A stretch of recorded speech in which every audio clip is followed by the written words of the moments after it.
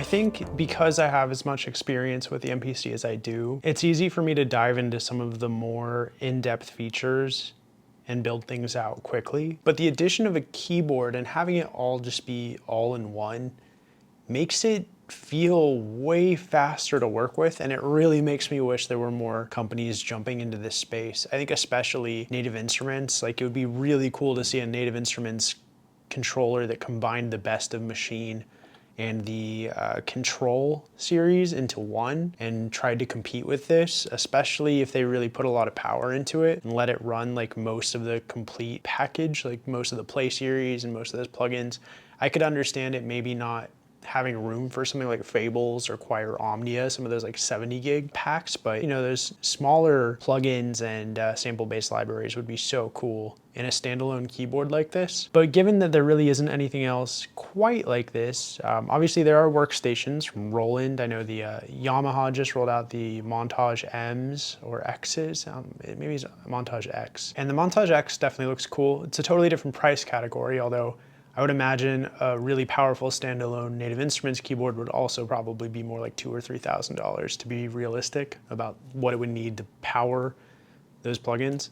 And at that point, you might make an argument towards just maybe buying like an M1 MacBook or M2 MacBook rather than putting all of that computer inside of a keyboard. But AKAI said, nah, we're gonna put all that power in a keyboard. And to be clear, it's not even close to the power of a computer you would need to run most desktop VSTs. But like I've said in the past, because AKAI optimizes their software for their hardware first, these plugins run really well on here. Now, do they sound quite as good as some of the plugins you'd get on a computer? I think there's a quality difference and I think you can hear it, but it also has the entire legacy of an MPC in it. And so because of that, you can do a lot of sampling, you can do a lot of creative stuff. And they've spent so many years targeting this hardware platform because this hardware is essentially the same as every other modern MPC since the MPC Live 1 with just 2 more gigs of RAM and, you know, slightly different buttons and things like that. But the CPU and the system on a chip is essentially the same with a RAM increase. And so because of that, it can really handle a lot of the software because the software is designed for it. And it's pretty easy to tweak the different plugins to sound really good. And unlike a lot of the MPCs, the Key 61 comes with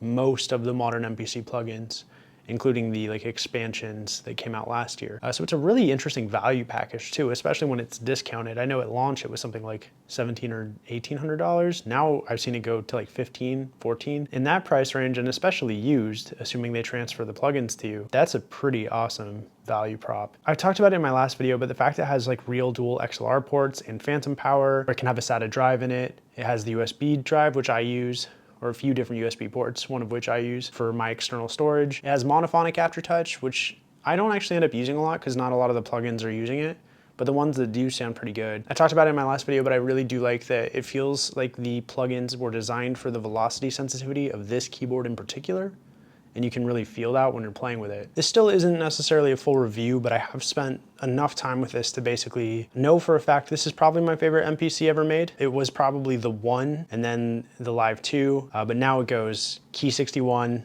1, Live 2, and they're all very close and they all have different pros and cons, but the Key for someone like me who plays keys, it's so nice to just have everything in one. You just hit the power button, you boot it up, you're in your device, you're in your world, you have everything you need in one thing. That's really fun. That's really cool. So I want to show you something I worked on this week. I built a drum kit using a combination of the drum synths and sampling my own voice in with a dynamic microphone. I did that in one project, saved a drum kit, and then I used that drum kit as the base of a track that I built outside of that original project. This is a bit of a convoluted project, but it kind of shows some of the power of this device. I don't want to hype it up too much. It's just a beat with different sequences to build and subtract. But I thought it was pretty fun. It was cool to make it, and I hope you kind of enjoy what I put together. I'm going to play it for you, and then I'm going to walk through in detail how it was made. If you're interested in that sort of thing, follow along.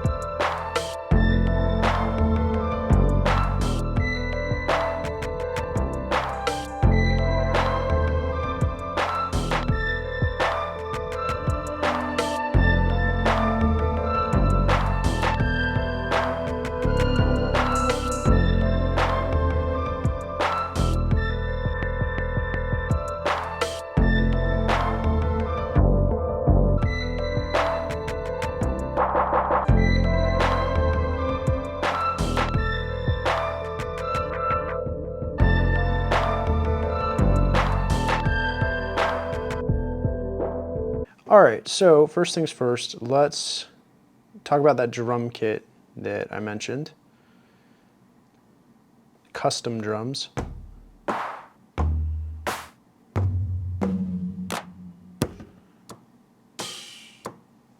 Okay, so all of those were designed using the drum synth built into the MPC and then edited with different effects.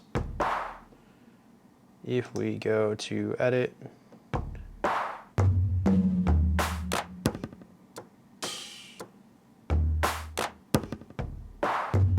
most of them don't have effects on the pads. They were baked into the recording of the sample.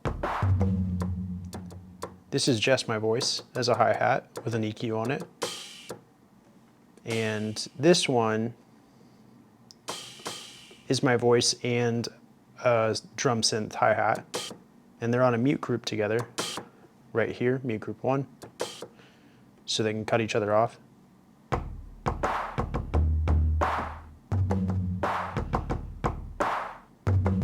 A lot of distortion, some, I think, granulator might be on here, and I want to say diode clip.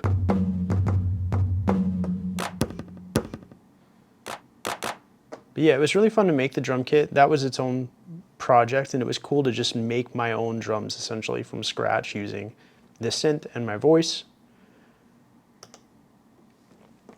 Then we've got the stage piano piece here. And it's kind of the bedrock of the song. So if we go to the grid, actually let's solo this. Let's go to the grid.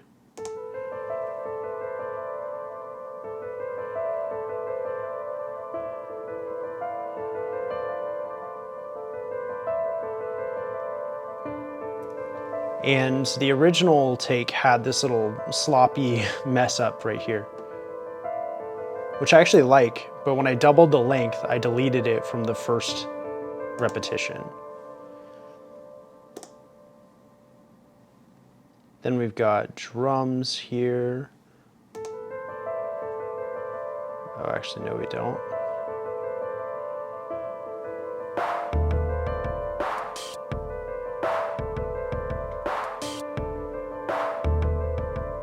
This is the bass. It's a Jura preset called Fat Splat.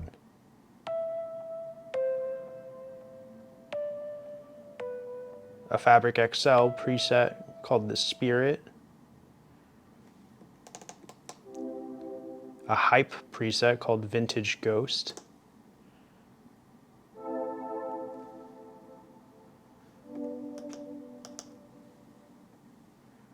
Another drum kit, which is not in the first version of the sequence, but we do hear it in the second.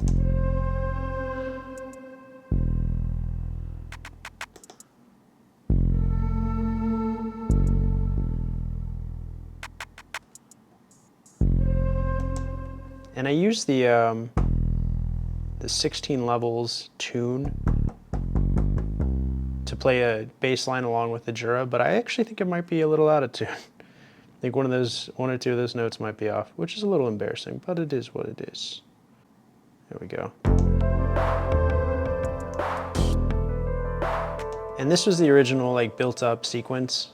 The one that's called sequence 01B is actually the original. I built up to this. I then went back to sequence 1 and removed some layers. And one of those last things you might have heard was program 02.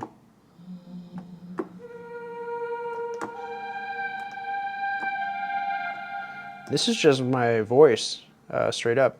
It's reversed and pad looping.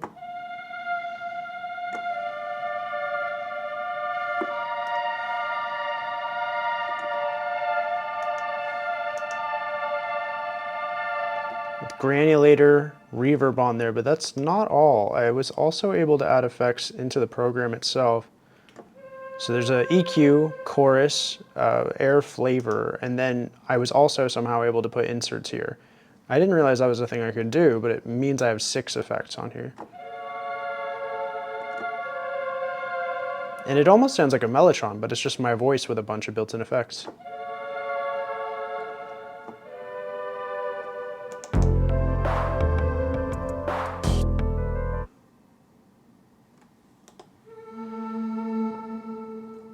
And then for the next sequence, I wanted to create like a bit of a moody drum-free part.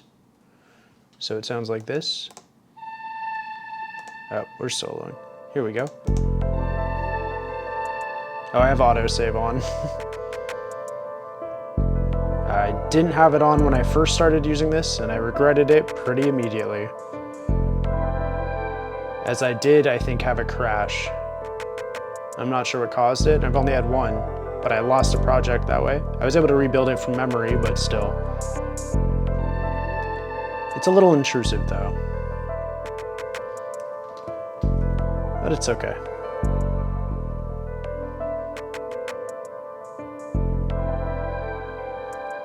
And then finally, I liked having a higher layer of that voice space synth that I made, or key group. So then I added another layer to sequence D, as well as some additional drum stuff and some additional notes on some of the other plugins. That's my voice still.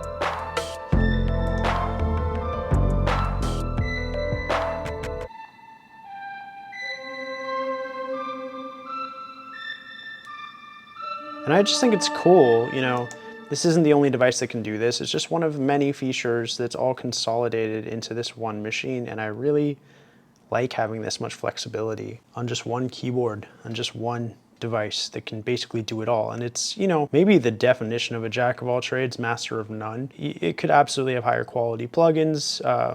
It could have higher quality reverbs and different effects. I would love to see them continue to add more plugins. I've got quite a few, and basically all of them were provided to me, so that's absolutely worth noting. Like if I go to a plugin program and I go to sounds, they gave me Mini D as well as Jura, Fabric XL, and all that would be included with this device, but I had them previously. And I do think they really up the quality of what you can do, especially Jura is such a cool one. I would love to see more. OpX 4 is probably underrated. It's a pretty sweet one. I will say most of these, the presets don't blow my mind all the time, but like they are very flexible. They're real plugins you can make your own stuff with. And I will also say that I slept on Hype. I didn't used to like it as much. Hype's actually pretty awesome. There's a lot of cool stuff in Hype. But yeah, between having these plugins, having the classic MPC ability to build your own key groups and drum groups and load other drum kits, load other expansions that people make, go to browse. I talked about it before, but you know, some of my favorite expansions are user created, like the Bolt OPZ ones.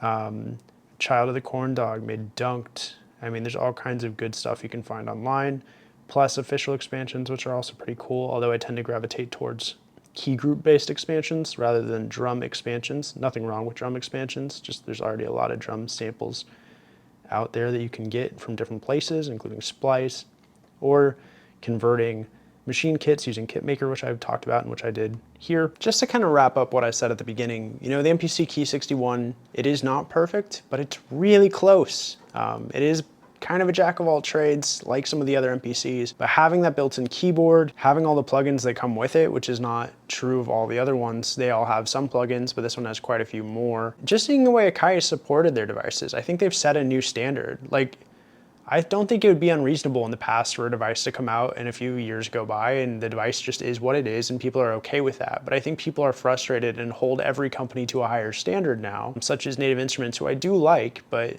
haven't really put a lot of love into something like the Machine Plus in quite a while. In the past, I think that would maybe be okay, but now you've got people like AKAI and Polyend and other companies who are just constantly adding to their devices and making them more and more in many ways without asking for more money. Although the plugins are a good example where they are asking for money, but I think it's money that is well spent, especially if you can get them on sales, which is how I buy all my plugins. But yeah, I don't know, what are your thoughts? Do you think this is a cool device? Do you think I'm like just fanboying out? Am I gonna change my mind on this in the future? Maybe. I don't think so though. There's limitations, but there's just something so compelling about this. I think the only real counter is just that it takes a lot of space, which is where something like an MPC-1 or an MPC Live and a MIDI controller plugged in is a little bit more flexible, and there's definitely an argument for that. And if you don't care about having a built-in keyboard or some of the other buttons and controls you have on here, you definitely would save money, I think, going the especially MPC-1 or MPC-1 Plus with a MIDI keyboard. Maybe not one with Aftertouch would be too much cheaper than this combo, but Aftertouch isn't even really used by a lot of the plugins, and there's Aftertouch on the pads if you want. So, and that's true of I think all the MPCs, all the modern MPCs have Aftertouch on the pads. I think this is a really cool device. I really do want to see more plugins, especially like different and potentially higher quality reverbs. Something like Valhalla or Chroma Verb or Realm on the MPC, or on the machines rather. But yeah, overall, really impressed with this thing. If you'd consider checking out my music, I've got an album called There's Something Better. It's on all streaming services as well as Bandcamp, even if Bandcamp's kind of in limbo right now with Epic selling it. And then if you are interested in this, Zound sent it to me for free. I've got a link below. I don't remember what the percentage is, but if you buy from that link, I get like at least 10%, which is wild. So don't use that link if you don't already want one. But if you're already like, hey, there's gear I want and I want to help the dude Dylan out, by all means. But if there's someone else you want to help or some other way you want to get it, like used, all that, don't even sweat it. I'm glad I could provide information that could be helpful either way. Sweet. All right, well, have a great week ahead. I'll see you soon. I hope you're doing well. Let me know how music creation, all that stuff's going for you in the comments. Oh, and thank you again for 10,000 subscribers. I made a video just about that, but it's kind of a niche video. So a huge thank you to everyone who subscribes and watches these videos. It really does mean a lot. Okay, I'm gonna stop rambling. I keep rambling. Okay, goodbye.